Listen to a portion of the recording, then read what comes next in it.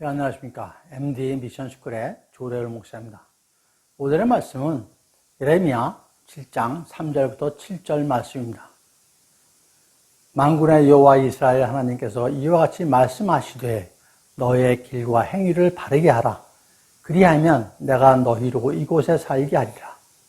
너희는 이것이 여호와의 성전이라. 여호와의 성전이라. 여호와의 성전이라 하는 거짓말을 믿지 말라. 너희가 만일 길과 행위로 참으로 바르게 하여 이웃들 사이에 정의를 향하며 이방인과 고아와 과부를 압제하지 아니하며 무죄한 자의 피를 이곳에서 흘리지 아니하며 다른 신들 뒤를 따라 화를 자초하지 아니하면 내가 너희를 이곳에 살게 하리니 곧 너희 조상에게 영원무운토록 준 땅에입니다. 예, 이 말씀을 길과 행위를 바르게 하라 라는 말씀으로 함께 나누도록 하겠습니다. 지금 우리나라가 남과 북으로 나눠져 있지만 우리나라 역사 중에 남과 북이 통일되었던 시대가 있었죠. 언제이죠? 676년의 그 통일신라 시대와 918년의 그 고려 시대가 있습니다. 통일신라 시대는 신라의 그 29대 태종 무열왕 때부터 51대 진성여왕까지 약 220년간입니다. 우리나라 역사상 최초의 통일국가라는 데 큰 의미가 있죠. 통일신라 시대 후반에 나라가 무너지면서 왕건이 다시 일어나 918년에 고려를 세우게 되죠. 왕건 얘기는 예전에 그 TV 드라마에서 그 방영이 돼서 많이 기억하고 계신 분들이 계실 겁니다. 국내의 부하였던 그런 왕건에 의해서 건국께서 34대 공양왕까지 475년간 존속했습니다. 특히 고려시대는 우리나라의 그 문화적으로 중요한 문화재 유산을 많이 갖고 있는 팔만내장경이라든지 고려 청자 등이 탄생한 시대이기도 합니다. 이스라엘 지형은 12지파로 나누어 있었죠. 후에는 우리나라처럼 남과 북으로 다시 양분되게 됩니다. 북쪽을 이스라엘, 남쪽을 유다라고 그러죠. 아시다시피 다윗 왕이 통일국가를 세운 후 아들인 솔로몬이 물려받았는데 솔로몬이 그 사후에 죽은 후에 이스라엘은 두 나라로 갈라지게 됩니다. 북이스라엘은 사마리아가 수도가 되고 남유다는 예루살렘이 수도가 되어죠. 북이스라엘은 기원전 722년에 아수르에 의해서 멸망이 되고 남유다는 그 후에 150년간을 더 존속하다가 기원전 586년에 바벨론에 의해서 멸망을 하게 됩니다. 오늘의 말씀을 나눌 그런 예레미야는 남쪽의 유다가 멸망하기 직전과 그 멸망한 이후에 걸쳐서 활동한 선지자 예레미야에 대한 얘기입니다. 그 당시에 그 왕은, 남유다의 왕은 요시야 왕이었습니다. 예레미야의 그 사역은 요시야가 다스린 지 13년인 기원전 627년에 말씀을 대언하기 시작했는데 유다가 아수르와 애굽의 그 위협 아래에 있던 시기인 기원전 627년부터 605년 예루살렘 함락을 포함해서 바벨론이 유다를 위협해서 공격하던 그런 시기인 그 기원전 605년과 586년 그리고 마지막 예루살렘이 함락된 후에 애굽으로 강제로 끌려갔던 기원전 585년과 580년 그 동안에 사역한 사람입니다. 예레미야가 사역했던 시기는 그런 아수르와 애굽 그리고 바벨론 이 세 나라가 세계 패권을 다투고 분쟁을 했던 그런 시기입니다. 역사적으로 엄청나게 다이나믹했던 그런 시대였겠죠. 유다의 상황이 중간에서 얼마나 어려움이 많았겠습니까? 유다는 아수르의 그 속국이었다가 애굽의 속국에서 세 번째로는 바벨론의 속국이 됩니다. 우리나라처럼 외세에 그런 영향을 많이 받은 나라가 됐죠. 파란만장한 그런 역사적 그런 스토리를 갖고 있습니다. 애굽이 기원전에 605년에 갈그미스 전투에서 아수르와의 그 연합군으로 그 바벨론과 치른 전쟁에서 패하게 됩니다.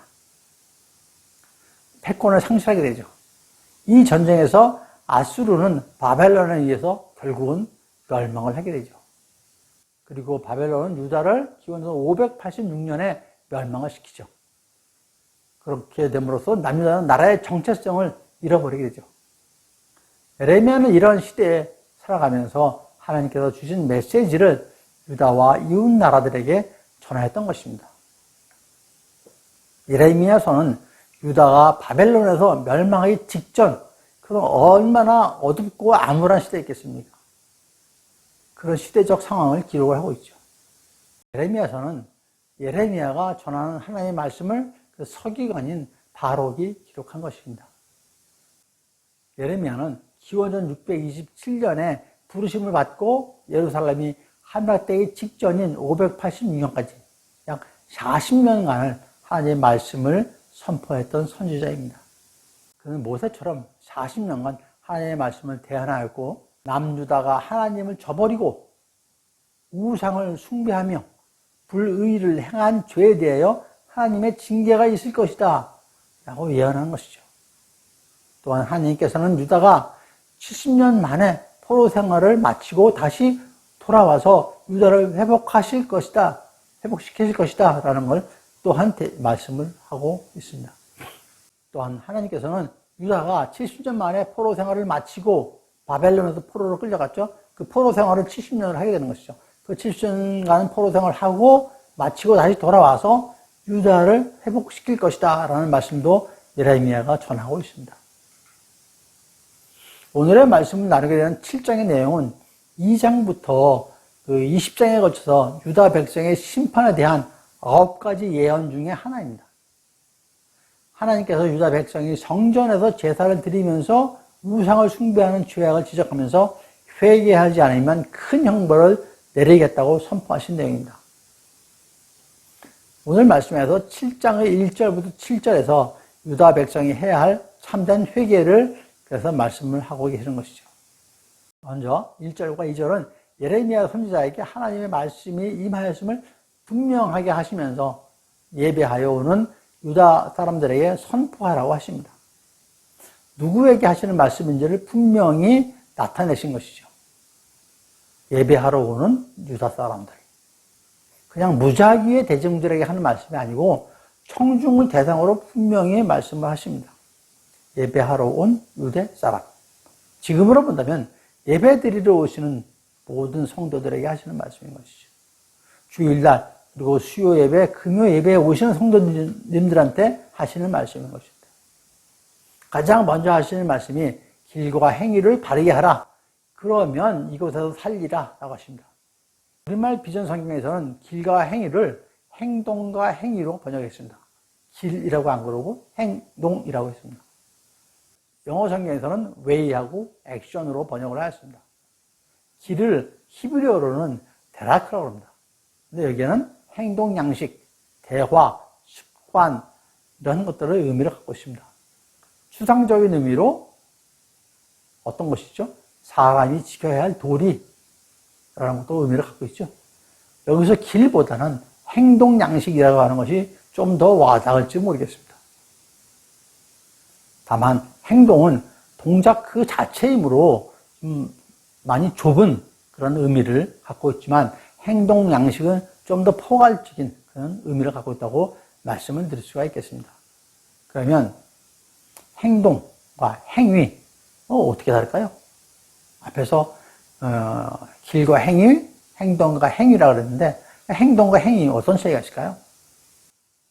사전에 따르면 행위는 우리가 눈으로 보는 모든 몸짓, 움직임을 말하는 것이고 행동은 그런 행위를 수반하게 만드는 마음의 작용으로 정의를 하고 있습니다. 특히 성경 그 관용어 사전에서는 행동은 몸을 움직여 동작하는 것, 행위는 인간 생활에 있어서 목적을 지니는 모든 활동, 이렇게 정의를 하고 있습니다. 행동과 관련된 말씀으로 구약 성경에서의 그 사무엘 2장 3절에 심히 교만한 말을 다시 하지 말 것이며 오만한 말을 너희의 입에서 내지 말지어다 여호와는 지식의 하나님이시라 행동을 달아보시느니라. 행동을 달아보시느니라. 그 행위에 대한 말씀으로는 잠언 1장 31절 말씀에 그러므로 자기 행위의 열매를 먹으며 자기 꾀에 배부르리라. 그리고 이사야서 59장 18절에 그들의 행위대로 갚으시되 그 원수에게 분노하시며 그 원수에게 보응하시며 섬들에게 보복하실 것이라 라고 하셨습니다. 신약 성경에서는 로마서 3장 20절에 그러므로 율법의 행위로 그의 앞에 의롭다 하심을 얻을 육체가 없다니 율법으로 죄를 깨달음이라 말씀이 있죠.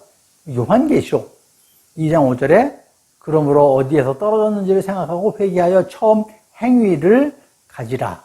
만일 그러하지 아니하고 회개하지 아니하면 내가 네게 가서 내 촛대를 그 자리에서 옮기리라고 하셨습니다. 전체적으로 보면은 행동은 구체성이 있고 행위는 포괄적인 의미를 갖고 있다라고 좀 구분을 할 수가 있습니다.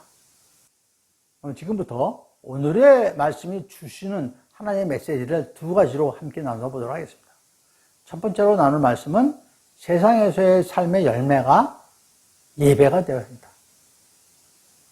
4절에서 이것이 여호와의 성전이라는 거짓말을 하지 말아라고 3번씩이나 말씀하셨죠.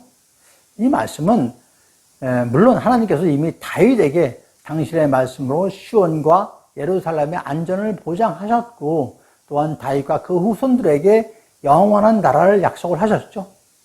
나아가 하나님께서는 성전에 대해서 내 이름을 영원히 그곳에 두며 내 눈길과 마음이 항상 거기에 있으리라 라고 말씀하셨습니다. 하나님의 성전에 대해서. 그러니까 백성들은 이곳은 여호와의 성전이라 여호와의 성전이라 라고 얘기를 하는 것이죠. 아마 그렇게 얘기하는 것이 당연할 것입니다. 그러나 하나님께서는 이렇게 얘기하는 유대인들에게 거짓말이라고 하시는 것이죠. 왜 그러셨을까요? 하나님께서는 앞서 3절에서 미리 말씀하시기를 길과 행위가 바른 삶, 즉 하나님의 말씀에 순종하는 삶을 말씀하셨죠. 유다 백성들이 길과 행위의 바른 말씀에 순종하는 삶을 살지도 않으면서 일상적인 삶에서는 전혀 순종하는 삶이 아니면서도 성전에 와서는 거룩한 척 예배하는 것은 거짓말이라고 말씀하시는 것입니다. 이는 지금도 마찬가지죠. 일상의 삶은 전혀 그리스도인답지 않게 살아오면서 주일에 교회에 와서 예배 드린다고 그리스도인이라고 할 수 있느냐 하는 것이죠. 주님께서는 그걸 거짓말이라고 그래요. 창세기의 그 가인과 아벨을 잘 알고 계실 것입니다. 형 가인이 동생 아벨을 죽이는 성경 역사 최초의 살인 사건이죠. 그것도 모르는 사람을 죽인 것이 아니고 형이 동생을 죽인 것입니다. 왜 죽였죠? 아시다시피 하나님께서 형인 가인의 제사는 안 받으시고 동생 아벨의 제사를 받으셨다라고 하는 거죠. 여기에 화가 나서 동생을 죽이기까지 합니다. 창세기 4장 3절과 5절에서 세월이 지난 후에 가인은 땅의 소산으로 제물을 삼아 여호와께 드렸고 아벨은 자기도 양의 첫 새끼와 그 기름을 드렸더니 여호와께서 아벨과 그의 제물은 받으셨으나 가인과 그의 제물은 받지 아니하신지라.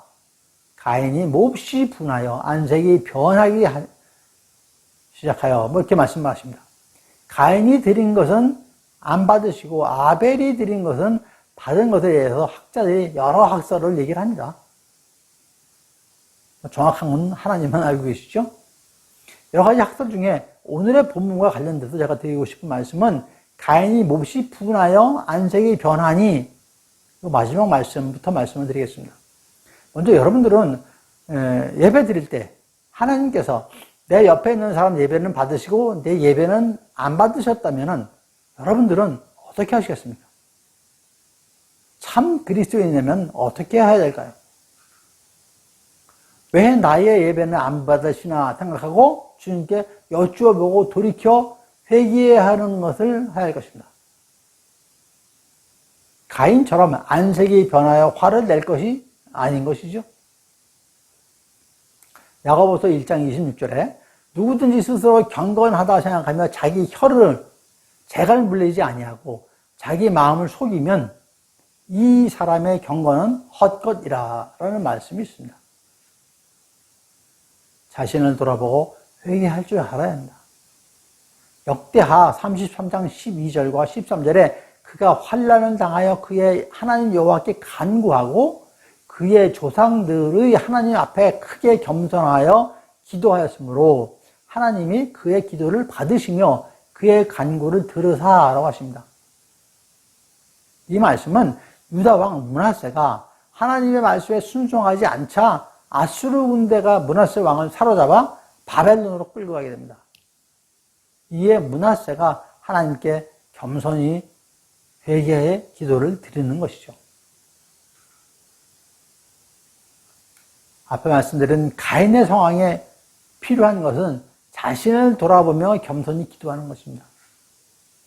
분해서 화를 낼 것이 아니라 자신이 회개할 것, 자신의 죄악됨을 아뢰고 간구하는 것이죠.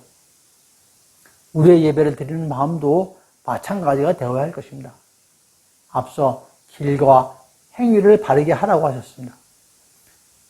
하나님께서 나한테 왜 이러세요? 왜 제 예배는 안 받으세요? 라고 따지고 화낼 것이 아니고 그렇게 분해할 것이 아니라 나에게 주시는 고난과 시험에 따지며 화를 낼 것이 아니라 오직 겸손히 기도하며 간구하여야 할 것이죠. 다음으로 그러면 왜 가인의 제사는 안 받고 아벨의 제사는 받으셨을까요? 여러 학설과 그 주장 중에서 오늘 말씀드리는 것은 가인의 삶은 믿음의 삶이 아니었고 아벨의 삶은 믿음의 삶이었다라는 그런 말씀입니다. 창세기 말씀에 가인과 그의 재물 그리고 아벨과 그의 재물이라고 성경에 기록이 되어 있죠. 이는 가인의 삶과 그의 재물, 아벨의 삶과 그의 재물로 해석할 수가 있습니다. 물론 재물에도 차이가 있다고 학자들은 이야기합니다. 물론 있죠. 성경 문구상으로는 분명히 있습니다. 오늘 드리는 말씀은 재물이 아닌 가인과 아벨의 삶에 대해서 말씀을 드리려고 합니다. 문맥상 세상에서의 삶이 아벨은 말씀에 순종하는 삶, 그리스도인으로서의 삶을 살며 예배를 드리지만 가인은 그렇지 못한 것을 짐작할 수가 있습니다. 현실적인 예를 들어서 말씀을 드리면 사법고시를 준비하는 고시생이라고 하면 고시원에 들어가서 밤과 낮 책과 씨름을 하며 지내도 될까 말까 하죠. 근데 허구한 날 친구 만나서 술 먹고 클럽에 다니면서 그래도 법관이 되겠다고 사법고시 시험을 본다면 합격을 할까요 말까요? 세상에서는 그리스도인이라고 생각할 수 없는 삶을 살다가 주일날 예배만 드리는 삶을 사는 것도 크게 다르지 않을 것입니다. 그런 삶은 주님께서 받지 않으십니다. 여러분, 주일은 그냥 월요일부터 토요일까지 그 주중과 동떨어진 별개의 날이 아닌 것입니다. 주일은 주중의 연장선입니다. 주일 예배는 그동안 주일 동안 세상에서 살아온 삶의 결실인 것이죠. 그 소산, 즉 열매를 드리는 것이죠. 하나님께서는 그렇게 세상에서는 하나님을 생각하지도 않고 살다가 주일날 교회에 와서 예배를 드리며 주여 주여 하는 자에게 거짓말하지 말라고 하시는 것입니다. 마태복음 7장 21절 말씀에 나더러 주여 주여 하는 자마다 다 천국에 들어갈 것이 아니요 다만 하늘에 계신 내 아버지의 뜻대로 행하는 자리야 들어가리라 라고 말씀하셨죠.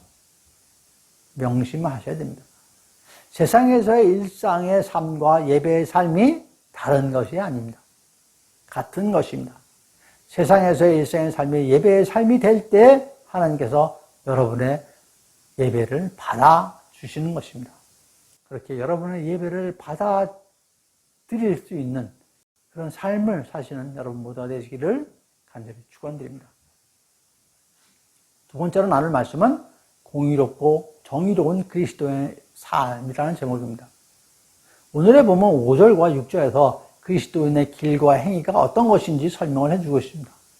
먼저 이웃들 사이에 정의를 행하며 이방인과 고아와 과부를 압제하지 아니하며 무죄한 자의 피를 흘리지 않으며 다른 신을 섬기지 않는 것입니다.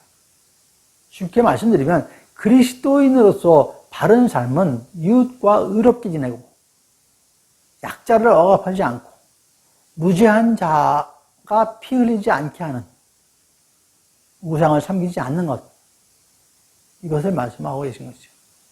길과 행위에 대하여 구체적으로 말씀을 하여 주고 계시는 것입니다. 이는 하나님의 성전에 살 수 있는 4가지 삶의 헌장이기도 하죠. 하나님께서는 첫째, 공의를 행할 것. 두 번째, 연약한 자를 압제하지 말 것. 셋째, 무죄한 자의 피를 흘리지 말 것. 네 번째, 우상을 숭배하지 말 것. 이렇게 4가지 말씀하고 계십니다. 본문을 비춰볼 때 유다인들은 세상에서 바른 길, 바른 행실을 떠나서 어그러진 길을 가고 죄악된 삶을 살고 이웃을 향해서 불의를 일삼고 사회의 약자들을 억압하고 압제하고 또 무죄한 자들의 그 억울한 일, 무고한 희생을 치르도록 하고 다른 신을 우상 숭배를 하고 그런 화를 자초하는 삶을 살았다고 하는 것이죠. 그러면서도 성전에 나가서는 그곳이 하나님의 임재하는 곳이라고 시가하면서 자신들이 제사를 드렸으므로 복을 누리며 구원을 받을 것이라고 생각하고 믿는 것이죠. 그들은 자신들의 현실적 삶의 현장에는 온갖 악을 저지르면서도 단지 하나님께서 제사를 드렸다는 것만으로 자신들의 구원과 평안이 보장되리라고 있을 것이라고 생각을 하고 있는 것입니다. 하나님께서는 그런 자에게도 은혜와 축복을 주실 것이라고 생각을 하고 있는 것이죠. 앞에서 말씀드린 삶의 헌장 4가지를 말씀드렸는데 그 중에서 하라는 것은 딱 한 가지고 하지 말라는 것이 3가지입니다. 유일하게 하라고 말씀하신 한 가지가 뭡니까? 정의입니다. 개역 개정에서는 정의라고 번역하였고 개역 성경에서는 공의로 번역을 하였습니다. 먼저 같으면서도 다른 공의와 정의가 무엇이 다른지 잠깐 말씀을 드리겠습니다.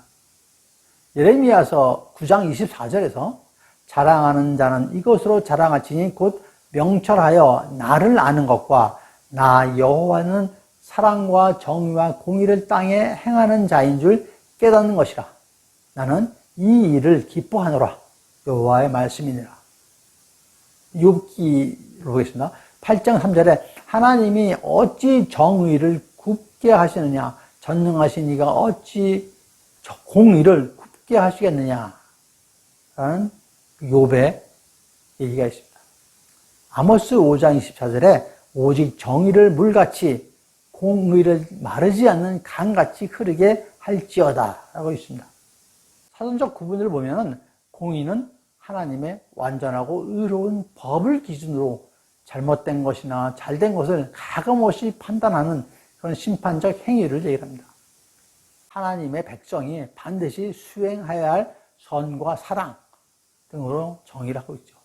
그럼 정의는 사람으로서 지켜야 할 도리라고 정의를 합니다. 성경 관용어사전에서 정의한 것입니다. 특히 개역 성경의 그 이사야 30장 18절에 하반부에 이런 말씀이 있습니다. 대저 여호와는 공의의 하나님이시니라. 무릇 그를 기다리는 자는 복이 있도다 라고 했습니다. 이 개역 성경에서는 공의 대신에 여기에 정의를 번역을 사용하였습니다. 이러다 보니까 공의와 정의가 많이 좀 구분이 안 되기도 합니다. 먼저 공의나 정의나 같이 의가 들어가 있죠. 의를 먼저 살펴보면은 의는 성경에서 의는 무슨 뜻이죠? 하나님의 의죠. 하나님과의 바른 관계를 말하는 것입니다. 나아가서